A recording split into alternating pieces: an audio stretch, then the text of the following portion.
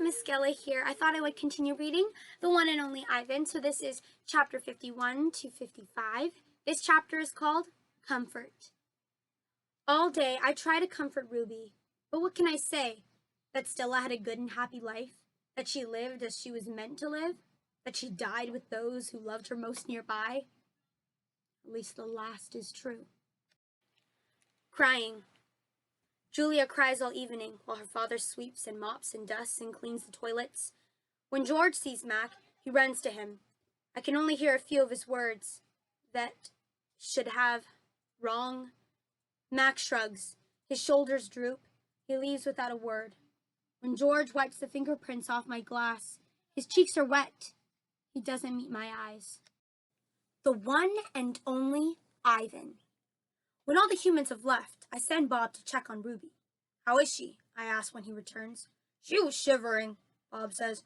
I tried to cover her with hay and I told her not to worry because you were going to save her. I glare at him. You told her that?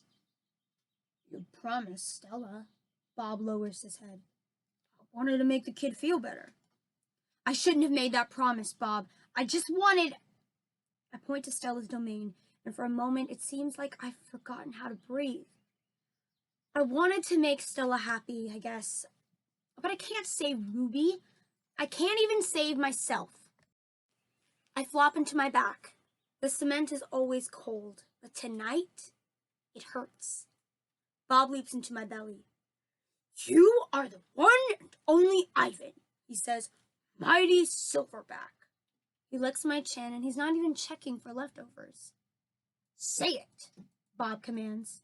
I look away. Say it, Ivan! I don't answer, so Bob licks my nose until I can't stand it any longer. I am the one and only Ivan, I mutter. Don't you ever forget it, he says. When I gaze at the food court skylight, the moon Stella loved is shrouded in clouds. Once upon a time. All night, Ruby moans and sniffles. I pace my domain. I don't want to fall asleep in case she needs something. Ivan, Bob says gently, get some sleep, please, for your sake, and for mine. Bob can't sleep unless he is on my stomach. I hear a stirring. Ivan? Ruby calls. I rush to my window. Ruby, are you all right? I miss Aunt Stella, Ruby sobs, and I miss my mom, and my sisters, and my aunts, and my cousins too. I know, I say, because it's all I can think of. Ruby sniffles. I can't sleep. Do you know any stories? The way Aunt Stella did? Not really, I admit. Stories were Stella's specialty.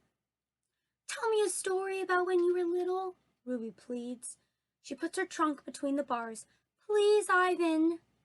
I scratch the back of my head. I don't remember things, Ruby, I admit.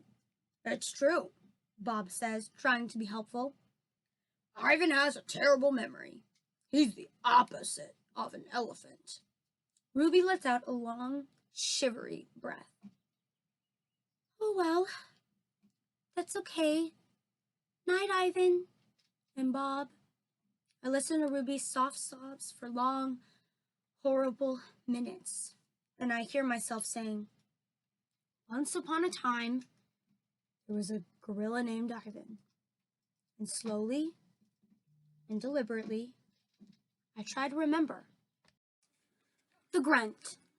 I was born in a place humans call Central Africa, in a dense rainforest so beautiful no crayons could ever do it justice. Gorillas don't name their newborns right away, the way humans do. We get to know our babies first. We wait to see hints of what might yet be. When they saw how much she loved to chase me around the forest, my parents decided on my twin sister's name, Tag. Oh, how I loved to play tag with my sister. She was nimble, but when I got too close, she would leap onto my unsuspecting father. Then I would join her, and we would bounce on that tolerant belly until he gave us the grunt, the rooting pig sound that meant enough. That game never got old, although my father might have disagreed.